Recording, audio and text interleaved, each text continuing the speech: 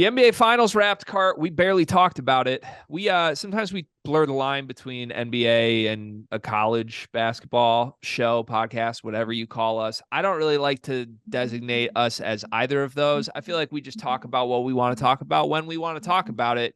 And like it or not, there wasn't much to talk about this NBA playoffs, in my opinion. In my opinion, Cart, this was the NBA version of the Final Four we just got in college basketball. I feel like I was watching UConn San Diego State all over again, watching the Nuggets just be clearly better than the 8-seeded Miami Heat. Did you enjoy this NBA Finals? What's your takeaway? It goes both ways for me. So for starters, I was just like, it's just weird. It's just weird watching the Nuggets play the Heat. It was just weird, even the vibes afterwards. But at the same time, seeing a player like Jokic get his first ring and kind of like solidify his greatness, I think, or at least get that first championship under his belt on where, he's going to go from here on his path. Like, I loved when Giannis got his first ring and like he had that year that solidified like him being the best player in the NBA at the time. And I think that players like Jokic getting rings validates their greatness. So it was good to see him get one. I mean, what he did this entire playoff, say what you want to say, you got to play who's in front of you. Like that was some special cinema performances. I wish it felt different though. Like it should feel more like the runs we used to see from like Bron and Curry in the playoffs and Durant and stuff like that. It's just, I don't know. It's just it just doesn't feel right, unfortunately. And I hate saying that, but it is what it is. Yeah, I have a lot of love for Jokic and this Nuggets team in general, which like I don't know. It's hard for me because I feel like I'm going to say a lot of negative things here. And I genuinely really like this Nuggets team and Jokic, and I respect everything they did. It was great watching them. It was super fun watching them. I wish we would have seen them have to like get over another true threat in order to do this. And like part of this is just they were so good, there weren't any true threat. Like they made the Lakers and LeBron James look like a total non-threat. Mm-hmm. And in hindsight, like obviously LeBron James is a threat, but like it just felt like the Nuggets kind of got through this run without ever having to face the boss, right? Like why wasn't Giannis waiting for them in the NBA Finals? Why wasn't the Boston Celtics taking a step forward, hungry after last finals, waiting for them? It was just a constant coronation of the Nuggets playing a team that was so much worse than them. And I don't think like this Nuggets team is a generational NBA team. I think they were the best team in the league this season, but I don't think they're like some historically, like I've seen people say they're the best team since the Durant Curry Warriors. I don't really buy that. I think they had a bunch of really good role players. Murray played great in the playoffs, and Jokic is an all-time great. That's for sure. But it felt, again, it really felt like the Final Four to me of where like UConn, by the end of the season, we're like, oh, that was the best team. But all year long, we weren't saying UConn was the best team. And they were just so clearly better than Miami and San Diego State that like now we're rewriting history and be like, they're historically great. Like, no, they were like the 13th best team in college basketball. The Nuggets were like fifth on my list of biggest threats here. And Yeah, sometimes I it mean, shakes out that way. unfortunately, and we talked about this offline, off camera. The one takeaway I got from this series is that we got robbed of Jokic Giannis. Like Yeah. that's what this finals needed to be. But war criminal Budenholzer didn't want to get it done for us, and Yeah. Giannis kind of sold. I'm looking at certain stars in the face right now. I'm looking at Giannis. I'm looking at Jason Tatum. I'm looking at Embiid, but I can't even say that with a straight face. Like I don't view him as a real threat in the playoffs. So I'm looking at everybody in the East right now. Like, can somebody step up and make this a competitive league, please? Yeah, no, they really so. But at the same time, like if the Celtics played the Nuggets, like it's probably 4-1. Yeah. At least the version of the Celtics that we saw for half the series against Miami. I totally agree. So, Yeah, but Jokic, you have a thing for big men that can move a little bit, that can wiggle a little bit. Do you have a soft spot in your heart for Nikola Jokic or not really?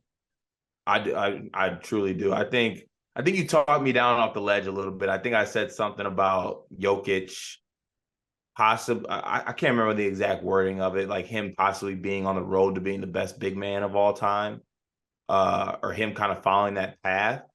if he gets enough championships, there is a world where you could see it, but also like that Mount Rushmore of big mans that he has to like overcome when you really think about it is tough. I mean, you got Kareem, you got Tim Duncan, Shaq, like it's a lot of guys to, go over. But I mean, is he on the heels of guys like Olajuwon and, I don't know who else you want to throw in there, Charles Barkley or something like that?